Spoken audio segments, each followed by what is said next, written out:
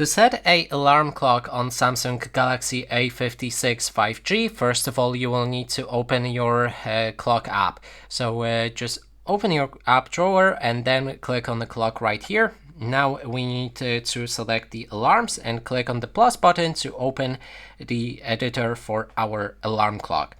You'll be able to adjust the time when the alarm should ring, also change the specific days where it should happen as well. Then we can enter the custom name for that alarm. And the next thing is to pick the sound that you want to use for this alarm.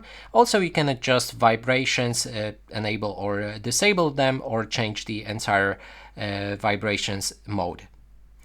Then there's the snooze, which will ring if you snooze your alarm, and you can switch the time for how long it takes to ring that snooze, also how many times it will happen. Then finally you can adjust the background, that means wallpaper, for that alarm, and then when you're ready, click on save to create your alarm. And that is basically everything.